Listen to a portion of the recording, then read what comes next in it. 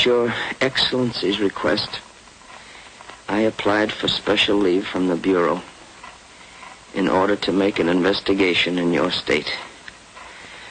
My notes contain all the essential facts.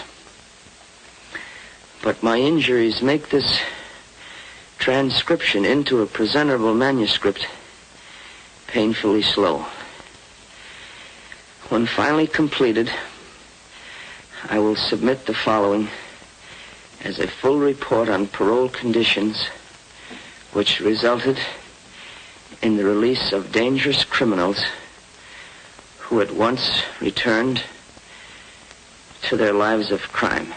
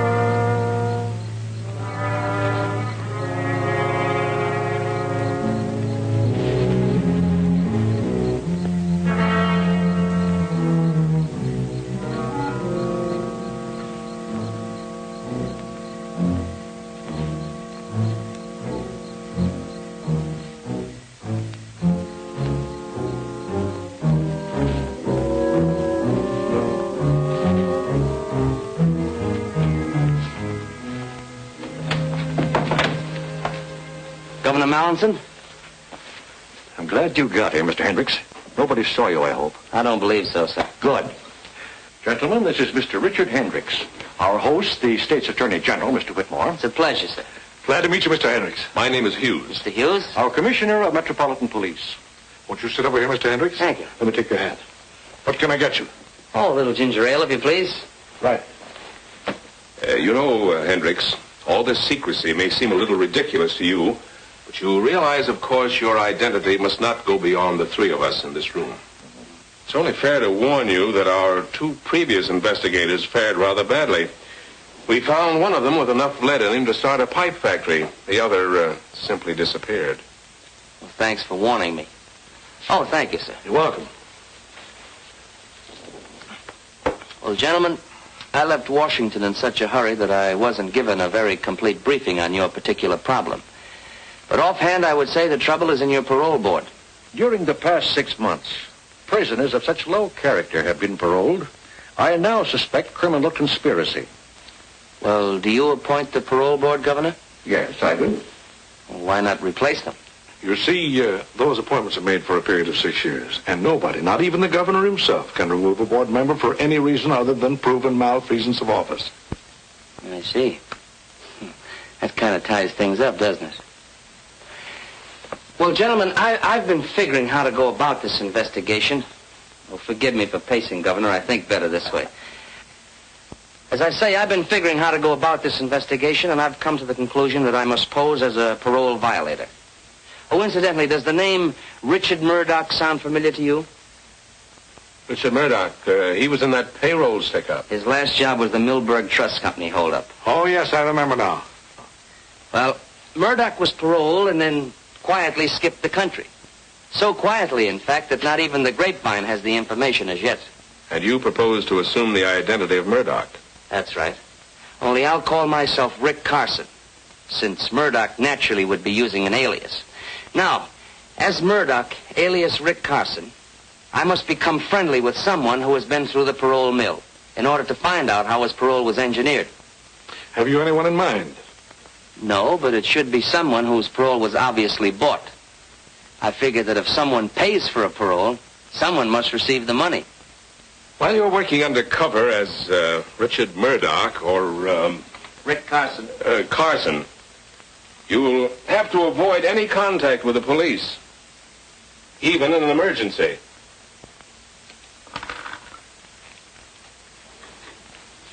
Here's my private telephone number, where you can reach me anytime, day or night. Thank you. Metropolitan 6267. Metropolitan 6267. I'll remember it. Do you have anyone coming up for parole who fits our special requirement? There certainly is. A convict by the name of Harry Palmer. Uh-huh. And when is the next parole board meeting? Let's see. Next Tuesday at the state prison. Next Tuesday at the state prison. Let me see. You're now serving time for attempted murder, Palmer. Do you have anything to say about that? Yeah, it was a phony rap. A lot of things about my trial smelled plenty bad. So does your police record. Do you think you've learned your lesson during your time in prison? I sure have, ma'am. I found out that crime don't pay off. Besides, I realize the things I've done ain't fair to Glenda. She's my wife. If you are paroled, will you conscientiously try to live a clean and decent life? Sure. You can bank on that, Reverend. You think you can earn a living? Honestly, I mean. You bet. I'm promised a job as chauffeur to Miss Dumont. She owns a pastime club. It's all in my application there. If you give me this one more chance, I promise I'll never step off the straight and narrow again. Why, he isn't sincere. He's merely playing on our sympathies. All right, Palmer, you may return to your duties. You'll be notified by the warden of the action of this board. Thank you.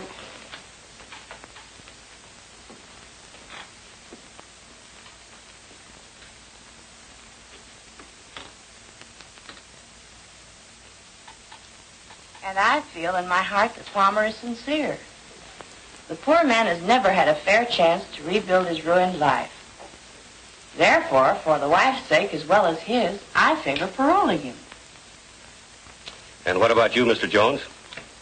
It seems to me that keeping a man behind bars when he can earn a living is a needless waste of taxpayers' money. I vote for his parole. And your decision, Reverend? As you well know, I usually bend over backwards to give the misguided unfortunates a chance. But in the case of Harry Palmer, my conscience compels me to oppose his parole. And your decision, Mr. Perkins? Palmer deliberately broke the law. Not once, but many times. Freeing a man like Palmer makes a travesty of justice. I am positively against paroling him. Well, it seems we're evenly divided. 2 for and 2 against Palmer's parole. Consequently, as chairman of this board, it becomes my duty to cast the deciding vote. A decision like this must come from the heart as well as the mind. It must be tempered with humanity and understanding. I watched Palmer when he made his plea, and I'm convinced of his sincerity. In view of this, I must cast my vote with Mrs. Prescott and Mr. Jones in favor of Palmer's parole. This is an outrage, Holliday. At least a half a dozen times in the past few months you've done the same thing. I just don't understand. I'm entitled to my vote the same as you, Mr. Perkins. Now, Palmer will have served his minimum sentence on the 22nd of this month. His parole will become effective on that date. I learned that Palmer's wife, Glenda, was working as a waitress at the pastime club. So I decided to hang around. I'll delete that hang around. So I decided to drop around to the club to look the situation over.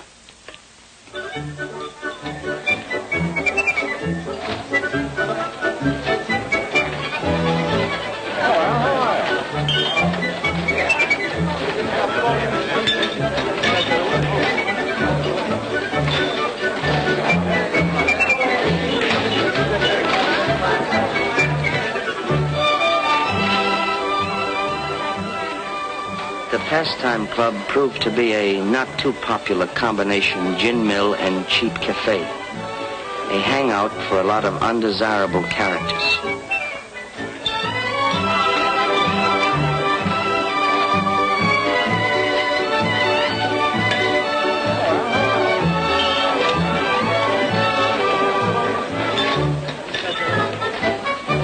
May I take your order, sir?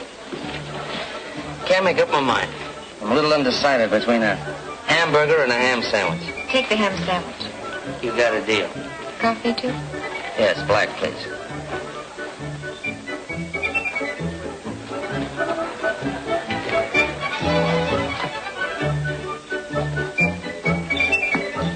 Thank you. It's quite a place you got here. Do you own it? You must be new in town. I only work here. Jojo Dumont owns the place. Oh, well, then Mr. Dumont's got a nice place here. Miss Jojo Dumont. In fact, there she is now.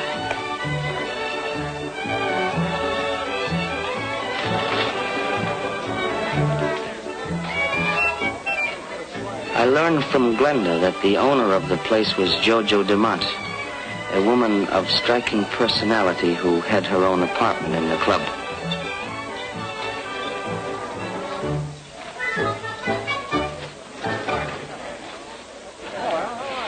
One group of hangers-on seemed to be tied in with Jojo. It wasn't difficult to find out how. They were quite bold about it. The tie-in was a lucrative sideline which Jojo operated, an illegal punchboard racket. The three salesmen were Blackie Olson, Frank Mitchell, and Kid Redmond. They sold to the cooperative customers who were always glad to make a dishonest dollar.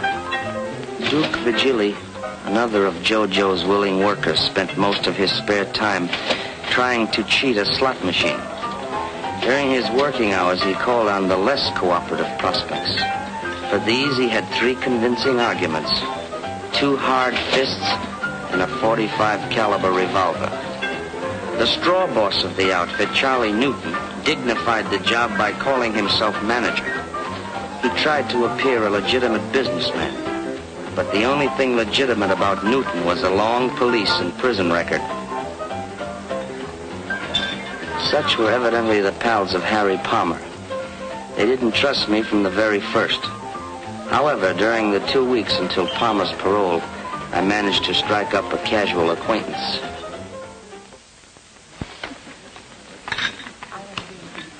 Never mind the cream, Jane. Understand you've been around a little, Carson. A little, here and there. Stick around for a while? Maybe. All depends. On what?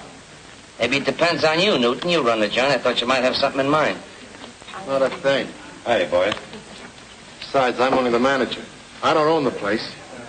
Miss Dumont does all the hiring and firing. Uh-huh. Well, I guess I'll have to make it my business to get acquainted with Miss Dumont. Oh, that did it. Gin. That's 3 games. Never saw such luck. Lucked up. You play like a dope, kid. Am I right, Duke? He always plays like a dope. Yeah, he always can. 5 more. $15. Yeah. I'll take you on, Carson. Okay, Mitchell, deal. What do you think of this mug, Carson? I haven't decided yet. Got something in your mind, Duke? Yeah, something very interesting. That'll keep. Kidding aside, though, I would like to make a connection. What kind? Oh, I'm not particular. I like the climate here. It's good for my health. What is your racket, Carson? Oh, anything that pays off. Hey, Frank. Yeah. Harry Palmer's back. Come to Jojo's apartment. I'll be right there. Keep the cars warm. I'll be right back. Yeah, I'll stack the deck while you're gone. I'll bet you would.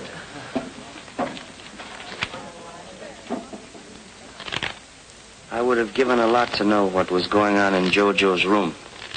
I found out later from statements of various people concerned. Sure looks natural. Just like old times, right? Sure, thanks. All right. Feeling better, Glenda? Wonderful. Seems like 100 years since I saw you, darling. Yeah, me too. That's what I've been waiting for. Frank will be here in a minute. Well, this calls for celebration. How about fixing some drinks, Blackie? Okay, Jojo. Sure liquor. You look right in the fence there, kid. They treat you good up there? What's on your mind, Charlie? How long are you going to keep Palmer on as a chauffeur, Jojo? Are you kidding? What do you think I got him out for? Chauffeurs are a dime a dozen. Other boys are all right fixing the boards. Now, Palmer's the best collector we ever had. As long as he keeps his nose clean. The next time he gets in trouble pulling off side plays, I'll let him rot in the pen. Hiya, Harry. How goes it, Frank? It's great to see you, old son of a gun. Papa's home, huh, baby? How does it feel? Feels grand. Glenda's been in a tough spot, but she came through okay. Yeah, but it's a lucky thing you got the parole just now. What do you mean by that, Craig? Oh, nothing, but there's been a guy named Carson hanging around the past few weeks, and he's been making a play for her. That's not true, Harry. Duke's the one who's been on the make ever since you went away. Me? Make a play for you? Ah, you're crazy. That'll be enough, Duke. I haven't met this character Carson yet. But I can tell you one thing. Glenda's been absolutely on the up and up. I knew that, but thanks for telling me, Jojo. Cork pop, folks. Help yourselves. On the house. I mean on Jojo. This bourbon? Uh-huh. Thanks, Blackie. Right. Here's to you, sweetheart. Here's to us. What's Duke beefing about? He doesn't like Rick Carson. But I can truthfully say Carson never got fresher. Handed me a line. Forget it, sweetheart. Run along and change your dress. But hurry back. I won't be long. How do you feel, Harry? Pretty good. Hey, listen, Harry. I didn't mean any slur on Glenda, but... Forget it, Duke. Well, I've been keeping my mouth shut because I haven't got proof yet. But as sure as I'm standing here, that guy Carson's either a copper or a stoolie. I know every cop in the state. Well, he might be one of J. Edgar Hoover's boys. Carson's no more FBI than I am. That's all we need around here, a copper. Especially when business is just beginning to boom. He lives at the Colvin Hotel right down the street. Why don't we search his room? There must be something around to tip us off. I can get in. I know the night clerk. Sure. The kid and Blackie could investigate. Then we know exactly how things stand. JBI, that's me. Jojo's Bureau of Investigation. Hello, Mr. Carson. Oh, hello, Glenda. Hey, this looks like the beginning of a second honeymoon.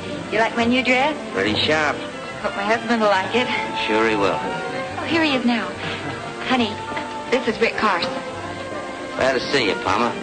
Glenda was telling me about you. I was telling Harry how polite you've been. That's a great deal more than I can say about most of the customers. Well, thank you, Glenda. That's a real compliment. See you around. Glad to, anytime. Good luck to you both. How long will it take to search Carson's room? No, it won't take over an hour. Only the clerk doesn't come on till 8 o'clock. Sometimes maybe a little later. Suppose I arrange to keep him occupied between 8 and 10. You haven't even met Carson. So, you'll introduce me. I think I can keep him interested for a couple of hours.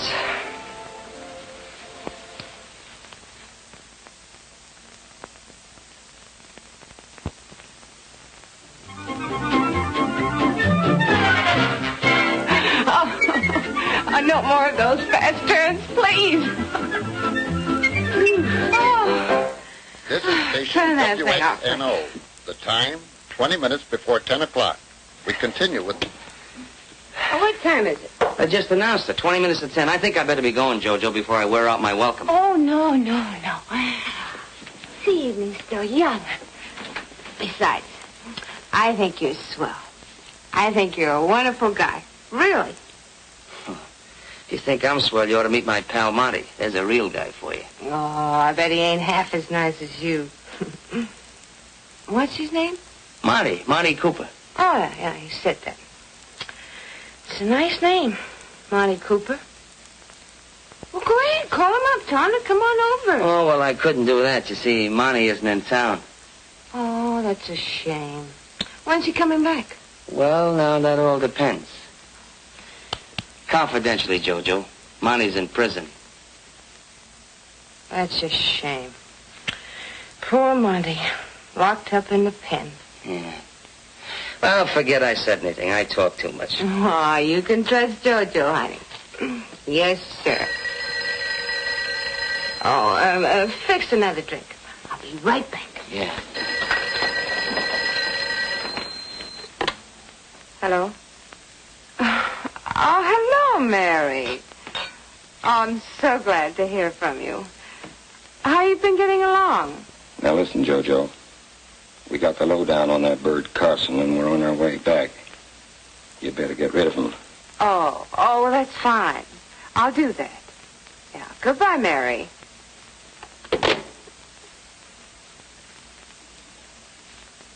You don't have to be a G-man to know that was Mary.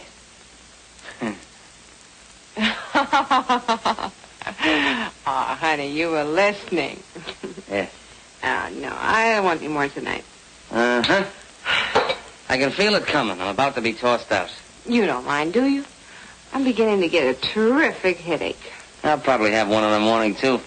Want an aspirin? No, thanks. Just my hat.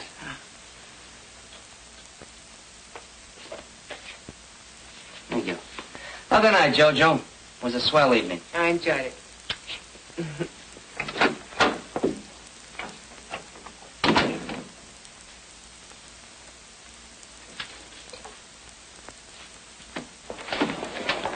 What'd you find out? Something very interesting. We got the dope on them all right. Oh, good.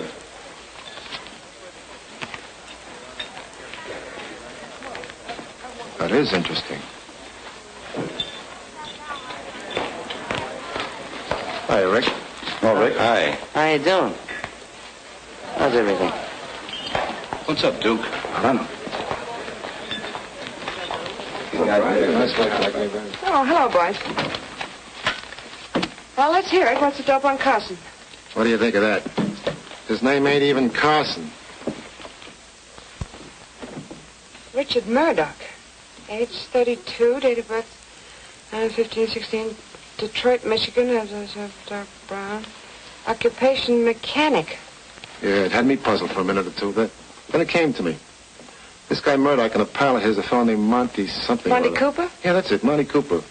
Well, anyway, Carson or Murdoch and his pal Cooper pulled that Millburg Trust Company holdup about a year and a half or so ago. Yeah, we found some newspaper clippings about that robbery. You had them hidden between the cushions of a chair. You hadn't figured on your JPI. Good for you. Well, I guess I was all wet about Carson being a copper or a stoolie. Why don't you give up, Duke? You're always beefing about something. Okay, but don't say I didn't warn you guys if something goes wrong. Now, get this picture. This is the Millburg Trust Company, a real old broken-down joint. There's the flight of stairs where we came up.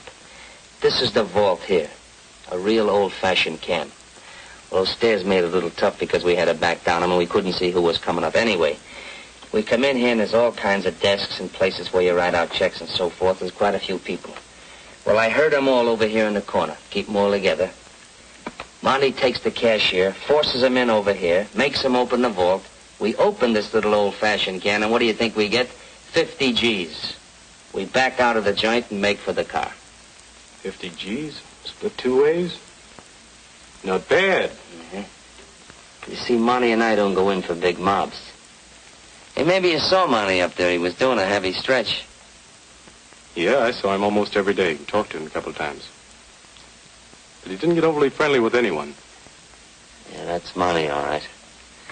Well, Harry, I'll tell you. I got another big job on tap. But I gotta get Monty out of prison before I can pull it off. That's tough to do unless you know the ropes. Besides, it takes $2,000. How do you know? I just know. Harry, I figure naturally you just getting out, you could kind of tell me how your parole was engineered. Now, I'm willing to cut you in for a third, and I'll pay all expenses. Yeah, I don't know. What's the matter? Ain't my dough as good as the next guy's? Oh, it ain't that, Rick. Look, I'll let you in on a little secret. Maybe you noticed the boys got kind of friendly the last couple of days. So? Well, they checked on you, and you're okay with most of them. But Duke's still holding out. He ain't satisfied you're on the up and up. Well, what's that got to do with me buying a parole through you? It's got a lot to do with it. JoJo's the first step, and unless she's sure of her ground, no dice. All right, so there's no dice with JoJo. And who's the next step? Now, wait a minute. Not so fast. I'm no squealer, Rick. No, but you do know who the higher-up is. Maybe. But I ain't saying.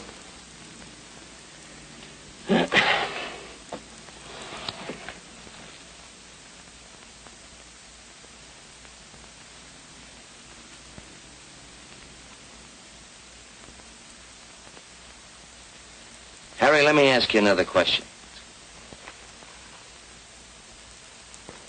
Who put up the money for your parole? Why, JoJo put it up. The deal is I'm to pay her back. Oh, so she didn't put it up. She just advanced it to you. Yeah, that's right, but... Well, why cut in JoJo when you can easily go around her and pick up a couple of G's for yourself? All right, later on, if you want to cut her in, that's your business. You might have something there, Rick. At least it's worth it. Glenda's home. Don't say anything to Glenda. Oh, darling. Hi, baby. I'm ever tired. We had such a busy day at the club. Oh, Rick, you're not leaving. Yeah, I think I better be going. Why don't you stay for dinner? Won't be very fancy, but you're welcome. Yeah, why not, Rick? Maybe some other time. You run along and get some dinner started, honey. I'll come in and help you in a minute, huh? Okay. Sorry you won't stay, Rick.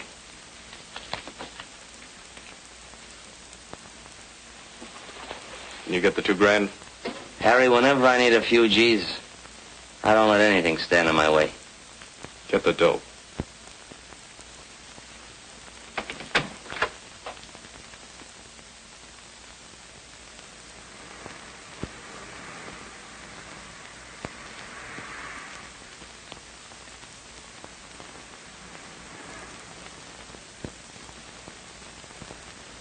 I called the commissioner and told him I was all set to buy a parole for a pal of mine named Monty Cooper, but I had to have $2,000. He agreed. But as the boys were somewhat suspicious of me, and in order to gain their confidence, it ought to look like I had pulled a stick-up. Go ahead, read it. Philanthropist. Philanthropist. Well, anyway, robbed. Bandit ignores jewels. Gets $2,000 cash.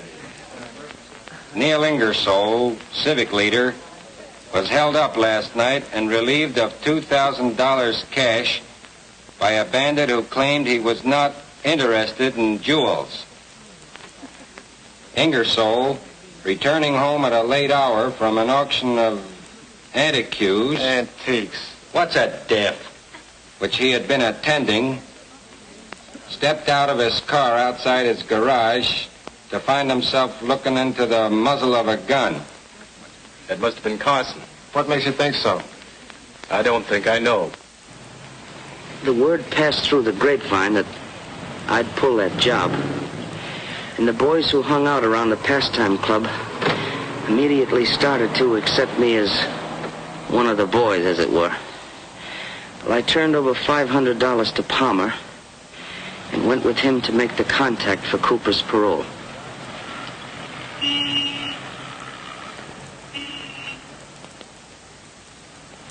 When we reached the lobby of an office building, Palmer told me I couldn't go upstairs with him. This was disappointing. But I heard him tell the elevator operator to take him to the 5th floor.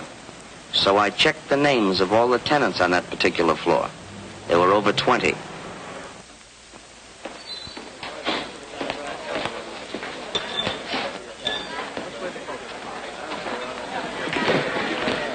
Miss Dumont in her quarters. Yeah.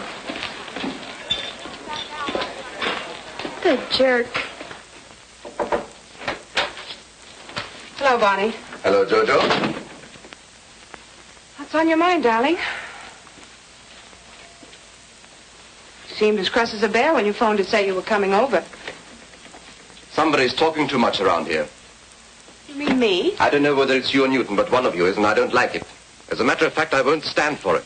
You've no reason to talk to me like this. I'm sorry, my dear. I don't mean to be discourteous, but I'm worried. For you as well as for myself. Just a little while ago, one of Newton's boys came over to my office and demanded that I get a parole for a fellow named Monty Cooper. Monty Cooper? That's the name he gave me, Monty Cooper. But Carson or Murdoch, whatever his name is, he knows nothing about our parole arrangements. Who said anything about Carson or Murdoch? The fellow who came to see me was Harry Palmer. He's double-crossing you, Jojo. I can't believe it. You can't, huh? Well, less than an hour ago, he laid $500 on my desk and gave me a long spiel about knowing that I was your lawyer and that you came to see me anytime you wanted to get anybody out of the pen. Naturally, I told him that he got his numbers crossed and I knew absolutely nothing about buying a parole. Thank you. Did that shut him up? For the moment. But he left the money and suggested that I think it over. Well, anyway, here it is. Buy yourself that bracelet you've been talking so much about. Thanks. I don't know what to say, darling. I haven't mentioned our connections to a soul. Of course, the boys know that you do handle my legitimate legal matters, but... The important point is how Palmer or any one of them know about my connection with the parole board. It's dynamite. If one of them should talk out of term, there's no telling what might happen. You need to tell me. I'll talk to Charlie Newton about it. He'll throw a scare into Palmer. He won't forget.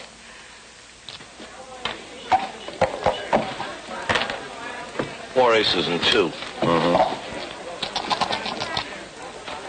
Harry Palmer just pulled a double cross on JoJo. Yeah? What'd he do? That's my business. JoJo says she doesn't want any rough stuff. But I'm running the boys, not JoJo. Yeah, but JoJo just got Harry out. So what? You're just as good a collector as Harry ever was. Huh. I should say I am. You name it. We'll do it. Okay. Tell you what we'll do. I'll call Harry on the phone, tell him to call me back from the corner drugstore. When he rings up here, I'll tell him to skip it, that I changed my mind. Now, when he's walking back to his house,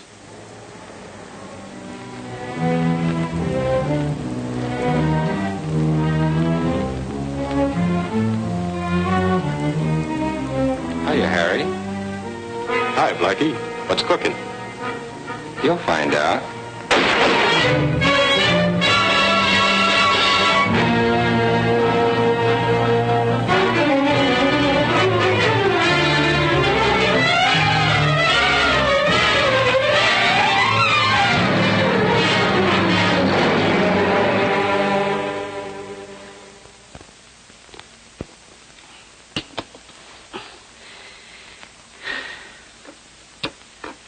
The killing of Palmer completely upset my plans, as I had now lost my only link to tie in JoJo with the higher-ups in the parole conspiracy. Well, how's the leg today? Oh, much better, thank you. Look. Take it easy. Okay. I'm a coffee lover. Oh, I see. Well, I'll come back for that later. All right, fine. Hunting around for... Now, delete that hunting around. Make it fumbling about for a new lead. I looked up the grief-stricken and embittered Glenda, pretending to her that I wanted to avenge her husband's murder, which had cost me $500. Well, I showed her the list of tenants occupying the 5th floor of the building to which Palmer and I had gone to, and only one name, a first name, sounded familiar to Glenda. And that first name was Barney. B-A-R-N-E-Y. Barney. Now, it belonged to a man whose full name was Barney Rodescu, R-O-D-E-S-C-U, who was a lawyer and sort of a man about town. Well, I decided to find out if he was the contact between the crook on the parole board and JoJo Dumont. You know, in a way, Palmer getting bumped off like that kind of put me in a spot. How come? Well, we had a little deal together. You see, I figure Palmer just getting parole like that, he'd know the ropes. Remember me telling you about a pal of mine, Monty Cooper? I wasn't as tight as I seemed that night, you know. Yeah, I didn't think you were.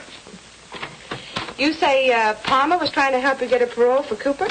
Well, I didn't exactly say that, but that's the general idea. Go ahead, I can listen while I'm typing. Of course, you know I had to pull a little job to get the money for Monty's parole. You mean the Ingersoll robbery? I don't know anybody named Ingersoll. No, but the point is, JoJo, I'd like to get Monty out of the prison as fast as I can. You know, you should have come to me in the first place, Rick. You? Mm-hmm. I'm serious. I like to help my friends. Besides, I have a lot of influence in the right places. Mm-hmm. Of course, we'll need cash. Yeah, I know. $2,000. Palmer told me. Did you give Palmer any money? Yeah. Yeah, I gave him $500.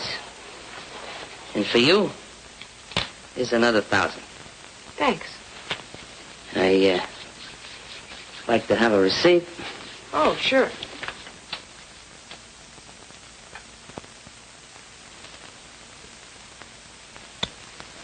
There's your receipt. Hey, you know, that's not bad. Of course, it's a little expensive at $1,000 a throw, but it's not bad. And, what about the balance? The balance you get the day Monty's paroled from prison. It's a deal. Well, I guess that about winds up what I have to say. From here on, my future's in your hands. All I ask is that you give me a break. You needn't worry about not getting a fair break from this parole board. All right, you may return to your duties, and you'll be informed of our decision later. Thank you. Thank you very much, sir. That man should be put away for life. He's an habitual criminal. Why should the state have to support this man for life? That's the wrong attitude. I agree with Mr. Perkins. I'm opposed. The man deserves a chance. Every man deserves a chance. Once again, we seem to be evenly divided, thus making it my duty to cast the deciding vote. And you vote for Cooper to be paroled? I do. Mr. Holliday. It's my privilege. But, Mr. Holliday, it's obvious... the chairman's privilege to have his own opinion. The majority votes in favor of Monty Cooper's parole. He'll be released in 2 weeks to report for work at the Ainsley farm at Meadows. I move for adjournment. Because I couldn't understand why anyone would give a job to a multiple loser like Monty Cooper, I decided to check the county assessor's records to find out what I could about Vern Ainsley. From the beginning, I had suspected Ralph Holliday of accepting the bribe to put through the parole. But with the information I had now obtained, I felt certain it was Rodescu who had offered the job on the farm to Monty Cooper. Suspecting the setup, however, was not enough. I still had to obtain the proof. That afternoon, I worked out a strategic plan.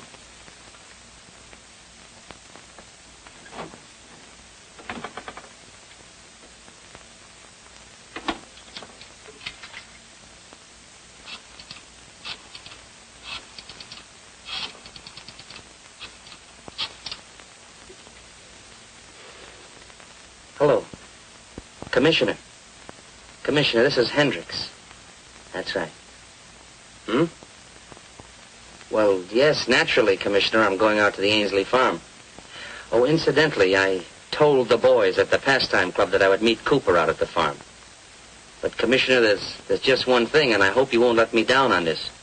You see, unless Cooper is picked up at the prison gates when he's released, if he should happen to come out at the Ainsley farm at the same time I'm there and get one good look at me, well, I'm afraid my career as Murdoch or Carson or Hendricks will come to a very sudden and painful end. Oh, you have nothing to worry about on that score, Hendricks. I've already notified 4 states of Cooper's impending parole. They'll be right there to arrest him the minute he steps foot outside the prison gates. Fine, Commissioner. I'll call you tomorrow afternoon. I think by that time I should have this whole setup in the bag. Yes, sir. Goodbye.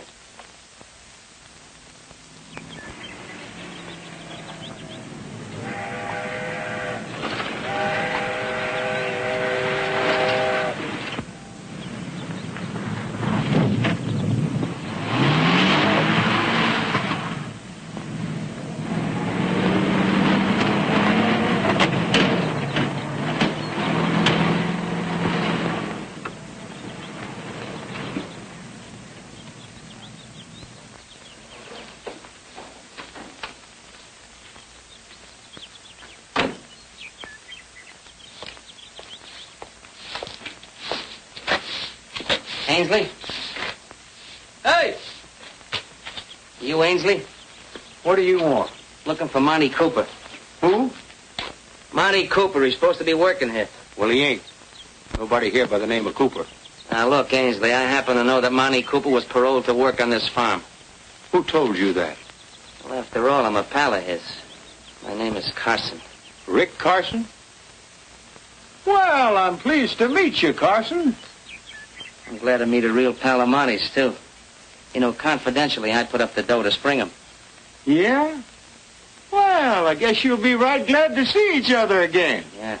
Only thing is, I don't expect Cooper much before tomorrow. You see, there ain't no other bus coming this way before midnight tonight. You don't know Monty very well, do you? If there ain't no bus, he'll take a taxi. And when he gets here, he'll ask me to pay for it.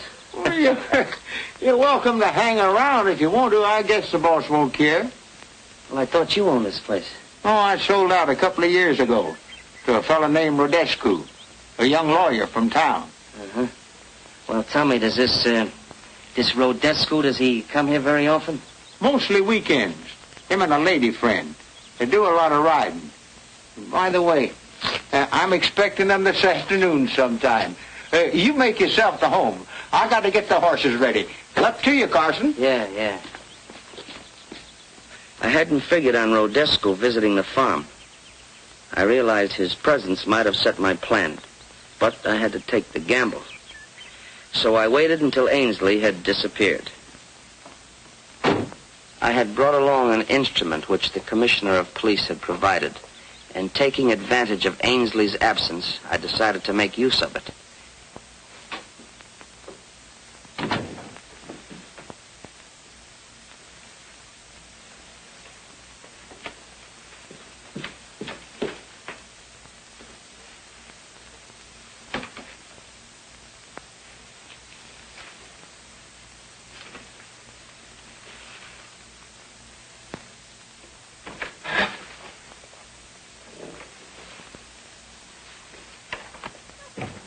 I quickly ascertained that no one else was near.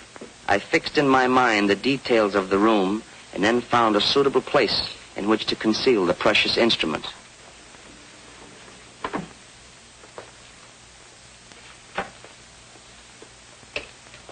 It was the latest type of sound recorder. Once set to operate, it needed no further attention, since it would automatically start when someone spoke and stop again when the voice concluded. It could pick up voice frequencies within a radius of 50 feet and could record continuously for 4 hours.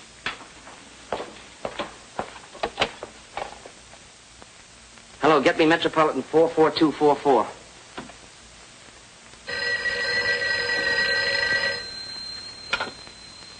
Hello? Hello, Glenda. Glenda, this is Rick Carson. Oh, yes, Rick. I think I know who's responsible for what happened to your husband. You do? Who is it, Rick? Don't ask any questions now because I've got to act fast. I'll do anything you say. Fine. Now listen closely. You know that list of names and addresses of the parole board members that I left with you this morning? Yes, I have it right here. Fine. Now I want you to send each one of them the following telegram. Urgent you meet me at farm without delay. Drop everything else. Have you got that? Yes, Sign each one of those messages Barney. Barney. But I don't get it, Rick. What good are the telegrams? Well, Glenn, just a minute, Glenda.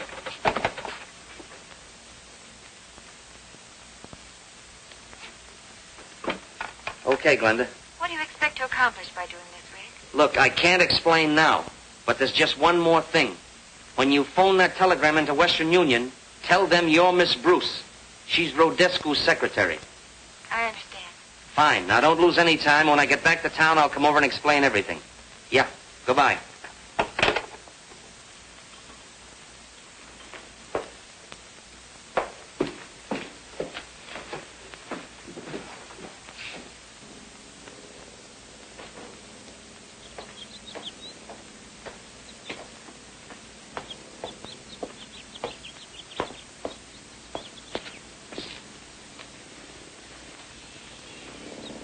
Oh, hey. How about a glass of beer? Oh, no, thanks. Not right now. It's up to you. Thanks. I think I'll kill a little time and drive around the country. I'll stop back later and see if Monty got here yet. Suit yourself. Yeah, okay. See you later. Yeah.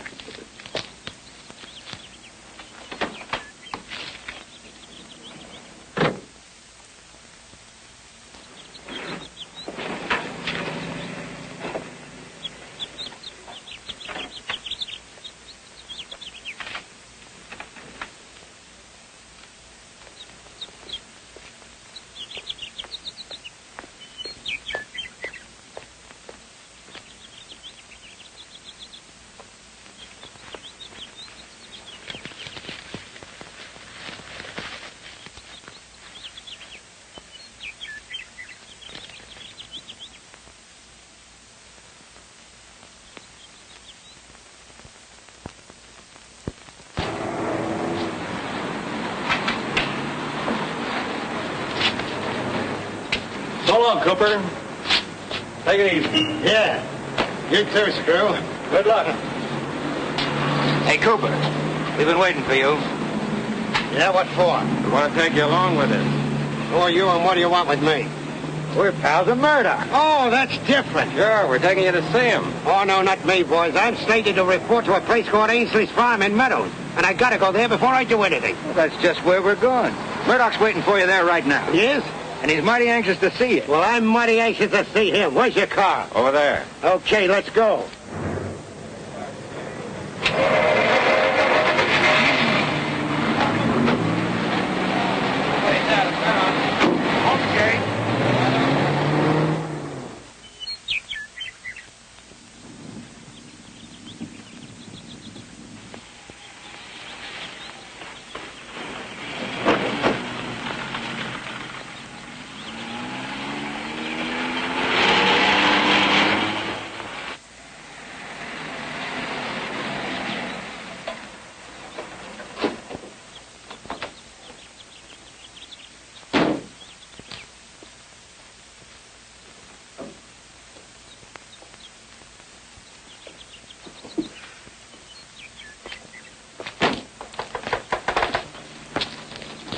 I get such a kick out of this place. So peaceful. Why do you think I keep it, my dear?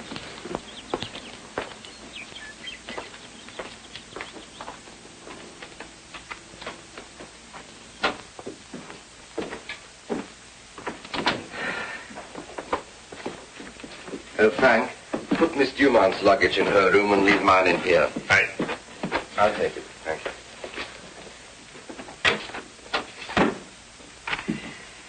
Darling,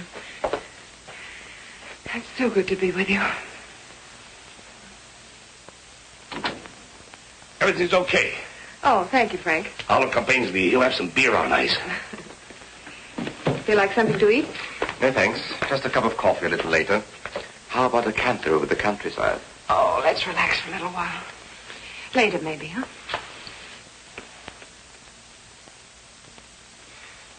Do you think the fellows could push enough punch boards to raise, say, an extra $20,000 in the next few weeks?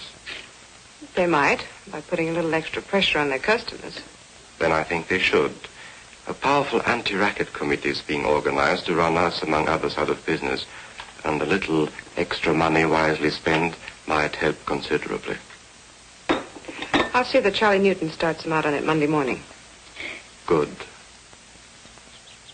In asking Glenda to send those telegrams to every member of the parole board, I assumed that only the one member who was mixed up in the parole conspiracy would know what was meant by the farm and the signature Barney.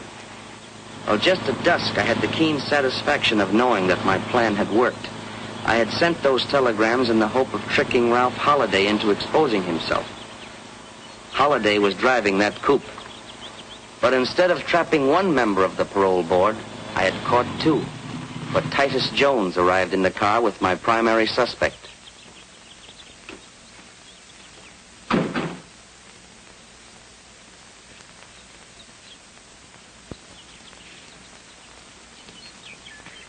I wonder who that can be. Probably one of your eager beaver clients. If it is, I'll throw him out. Excuse me, my dear. I'll make this short and sweet. Come in. Well, this is a surprise. Hello, Ralph. Hello, Titus. And you gentlemen are quite a ways from home, aren't you? You're not joking. Holiday burned up the road getting here. Oh, I'm sorry. We didn't know. Oh, that's quite all right. Allow me, my dear. Ralph Halliday and Titus Jones. Miss Dumont, my fiancée. How do you do? You're on the parole board. I heard Barney speak of you. Yes, we are, Miss Dumont. Parole board, Well, yes. sit down, gentlemen. Sit down. Make yourselves comfortable. What brings you out here in such a hurry? Why, we came in answer to your telegram. My telegram? I didn't wire you. What's that? You most certainly did. What does it say? Urgent, meet me at farm without delay. Drop everything else. Signed, Barney. Somebody must have got onto our parole board deal. We better clear out. Hold on. There's no use running off half-cocked. You better do a little checking first. I wish you would. How can you? And make it snappy. Hello, operator. Give me Ridgeway 84428. If my secretary is at home, we ought to be able to find out pretty quick. But it's Saturday. She probably has a date. Hello? Hello, Miss Bruce. Did you send any telegrams today to either Titus Jones or Ralph Holliday? You did not. Did you authorize anyone else to do so? You didn't, huh? I knew it was bad news the minute I received that message. Miss Bruce, I want you to check with Western Union right away and find out if you can who sent those telegrams and to whose account they were charged. Yes. Call me back at the farm the moment you have the information. Right. She'll call me back. Someone's on our trail, Barney. Have you told anybody about giving Holiday and me the money? Oh, don't be an idiot. You don't think I'd tip anybody off that I've been bribing the parole board? Maybe Mr. Holliday or Mr. Jones accidentally. Ridiculous. That's absurd. It could have been that jackass Palmer you had working for you. He only knew the connection between you and me. He knew absolutely nothing of your time with Holliday and Jones. Whatever the answer is, I don't like it. I'm getting away from here. So am I. This farm is poison. Just a minute, gentlemen. We're remaining right here until Miss Bruce calls back. We're safer here than anywhere else for the time being. I was confident the recording machine was doing its work. But to make the record admissible as evidence in court, I would have to swear that I had seen the people inside that room and to identify their voices. There was only one way to do this.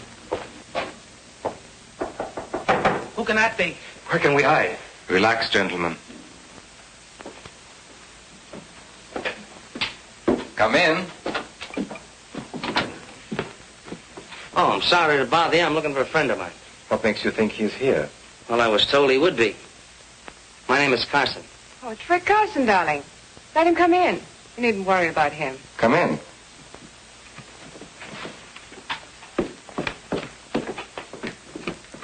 Hi, Miss Dumont. Hello, Rick.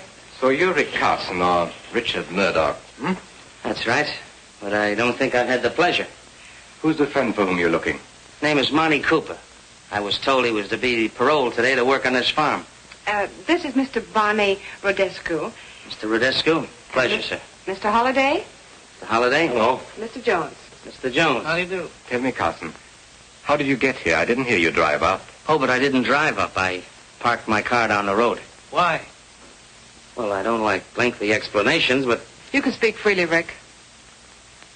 Well, you see, folks, I'm not exactly on speaking terms with the law, and when I saw a couple of cars parked outside, especially with my friend Monty being wanted in other states, I figured... Okay. I guess you're all right, Carson. There's some coffee over there if you want any. Help yourself. Thank you.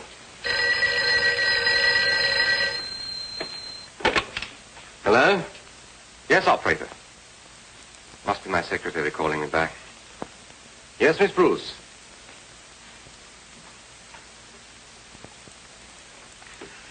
Now, wait a minute. Wait a minute. Let me get that. The telegram was sent to Mr. Holliday, Mrs. Prescott, Titus Jones, the Reverend Adams, and Donald Perkins. It's the entire parole board. This is awful. Isn't good. And just a minute. Telegrams were charged to my account and purportedly telephoned in by Miss Bruce. But when she checked and raised Kane with Western Union, they traced a call back to... What was that number again? Metropolitan 44244. Did you find out whose telephone number that was? You couldn't, huh? Well, keep on checking, Miss Bruce. I know that number. You do? Metropolitan 44244. That's Glenda Palmer's number. A dirty little double-crosser. What does she think she's trying to pull? Something mighty dangerous for all of us, if you ask me. What was that number at your club again? Ellsworth, 36097. What are you calling there for? Get me Ellsworth 36097, please. What are you going to do? You'll see. Hello? Is Newton there? Let me speak to him. Hello? Hello, Dr. Newton. This is Dr. Rodescu.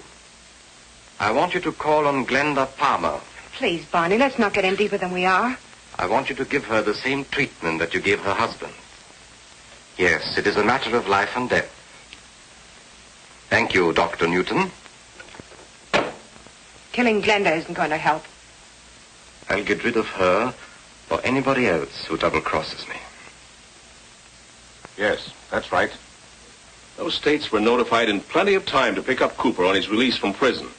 Yet the extradition papers arrived too late to arrest him.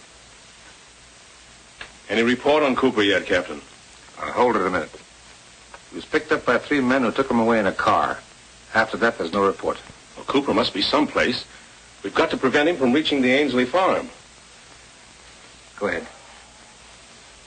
I don't like this setup. No trace of Cooper, not a word from Hendricks. He should have contacted us long before this. He seemed certain he could wind up this investigation sometime this afternoon. Well, if we don't hear from Hendricks pretty quick now, I suggest contacting that Palmer girl. I don't want that boy to be number 3 on our list of casualties. That's right.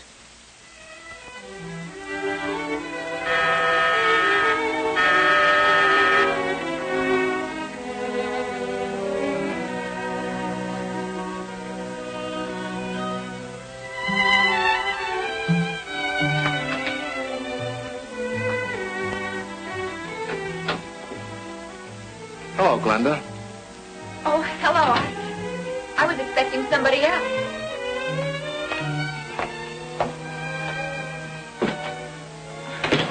I'm surprised, Mr. Newton. You've never called on me before. That's where I made my mistake.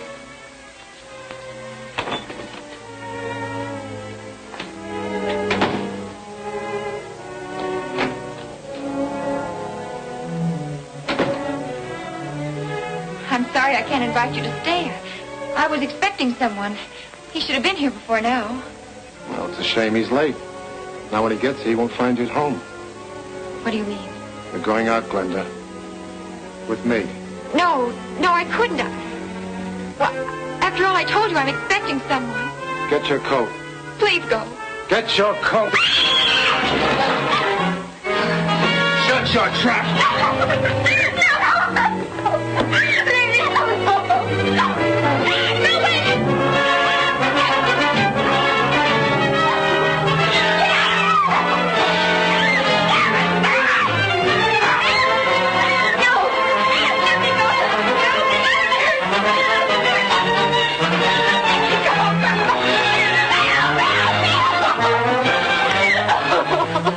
To me. You shut up and so help me, I'll kill you right here on his back.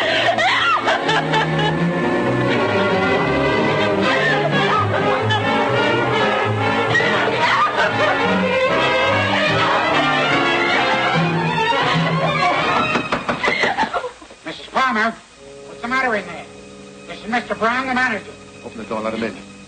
But be careful. Go on. Are you all right, Mrs. Palmer? Thank heaven you're here. Are you all right, Mrs. Palmer? Stick your hands up and keep going. Drop that gun. You're the manager of the pastime club. Get him out of here. Book him on suspicion of attempted murder. Yes, Commissioner. Take him out. Everything's all right, Mrs. Palmer. Will you please get the lady a glass of water? Mrs. Palmer, I'm very anxious to get some information about Rick Carson. Now, it's all right. He's working with us. Oh, thank you. Here you are. He said you were helping him. But we're worried that something may have happened. Have you heard from Carson lately? He telephoned me this afternoon from Meadows. Meadows? The Ainsley Farm is located near Meadows. That's right. He mentioned the farm and the telegrams they sent for him. Captain, notify the sheriff's office in Meadows to see if Carson is at the Ainsley Farm. Yes, Commissioner.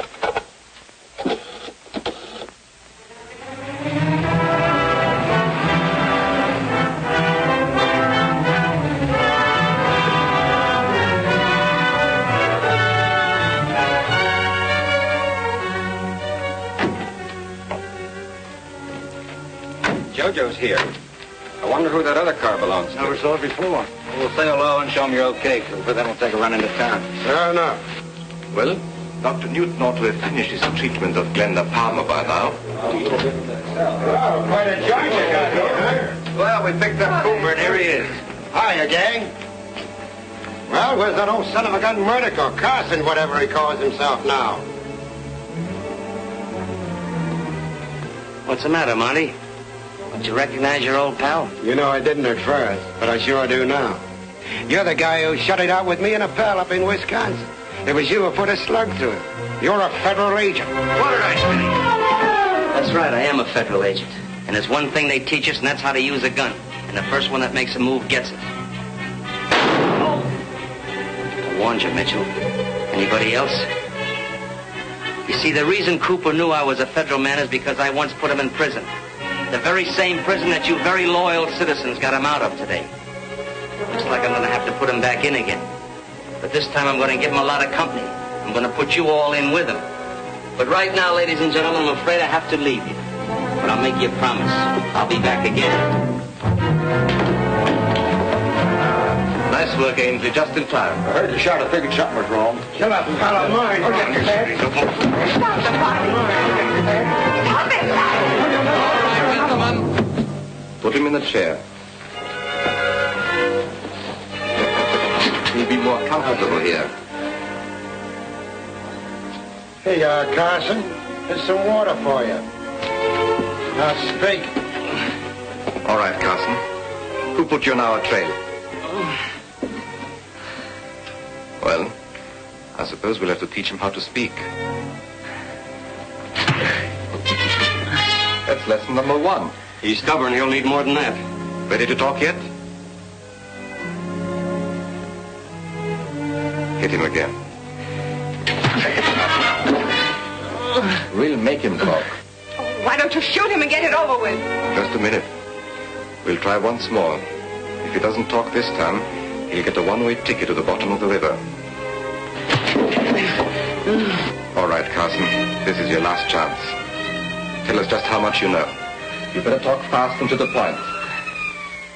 Sounds like police sirens. It is the police. What can we do? Don't let them find him here. Duke, Blackie, Kid. Take Cooper and Carson to the storeroom. Use the back way. Holiday and Jones, you better go along. Come on, boys. Bye, Here. Hurry up. Make it snap. Now, you and I will be taking care of Frank, Jojo. All right. And remember, he was hurt in a hunting accident. Oh, shut up.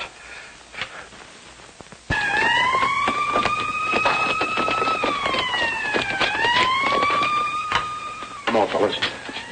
All right, where do we go? In that room. Make it snappy, boys. Come on.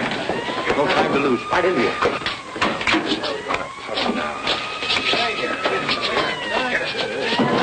It's getting louder. They're coming in, all right. Quiet now. Lock it, boys.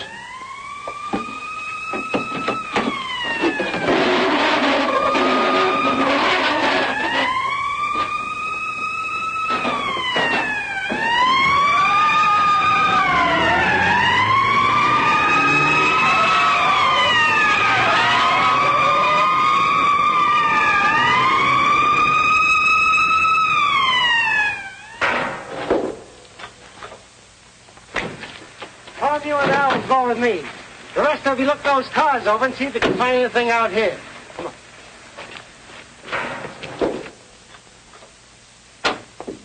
You'll soon feel better, old man.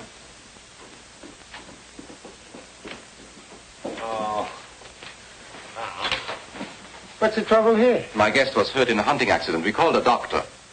Oh. Well, we're looking for a man named Carson. Carson? I don't know him. There was someone here earlier today, before you came home, dear. His name was Carson. He said he was looking for a friend. Was his friend named Monty Cooper? That name doesn't mean anything to me either. He was just paroled from prison. He's supposed to report here for work. We haven't seen him. If you have no objections, we'll look through the house. Help yourself. Thank you. Let's look at him then.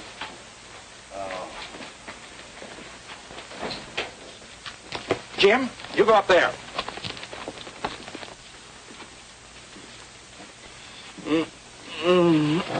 Shut up, you. One peep and I'll bust your mouth wide open. Gag him, Blackie.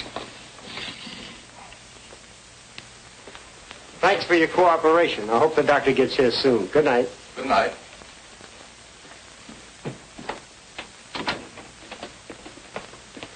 That setup doesn't look right to me. Yeah, Monty Cooper's supposed to go to work out here, and nobody seems to know anything about him. Kind of funny, ain't it? Yeah. Keep him in there. We'll go around and see what the rest of the boys are doing. We haven't been in here yet. Open it up, mister.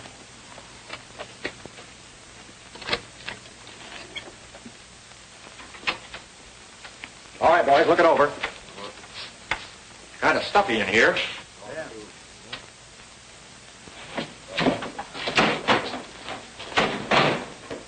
Find anything?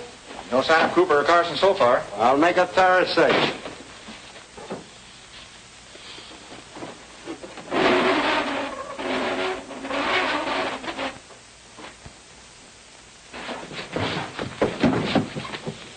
See, I told you there ain't nothing in here.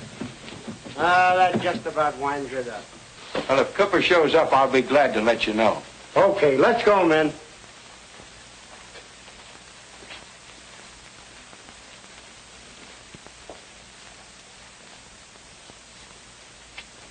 Boy, was I sweating. That was a close one. I thought sure they had us. Hey, Duke, how long do you think Hey, what's that? Hey! What's that room back there? Keep your light in there now. Grab that man. Clear this stuff out, dude. Take that cabinet away. In here! You stupid fool! Where's your brain? Shut up or I'll put a slug through you, too. I'd like to do that myself. I didn't like their kisses when I saw them on a parole board. Here they are, Sarge. Good. Mike, take the gas gun. Bob, you take this. Pick up those people in the house. Okay, Sarge. All right, you fellas in there. Come out with your hands up. You want us cover, you'll have to come in and get us. Now listen to me. If you don't come out, we're going to give you a dose of gas. You've got just 30 seconds to make up your mind. Let's give up, boys. We can't beat them. Please, please don't fight. They got gas, and I've got sinus trouble. Don't! That'll cure it. They're too many for us, Virgili. Yeah, want to get ourselves killed? What's the matter with you guys? You all yellow? No, but we're not all fools either. Come out one at a time with your hands up. I'll count to 5. If you aren't out by then, we'll open up on you. 1, 2, 3, 4. All right, you get going. Come on, Get going, get going. Move along, come on. Come on, step on it there. Come on, move along. Keep those hands up. Let's see if there's anyone else in there. Right. Mr. Hendricks? Who shot you? Duke Vigili. We better call an ambulance. He's badly hurt. Yeah. Give me a hand here. I can't make it. Sure.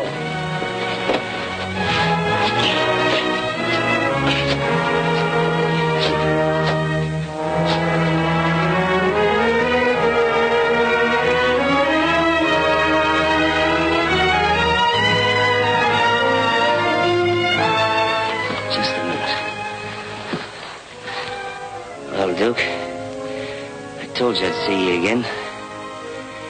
And the next time I see you, you're gonna be a very old man.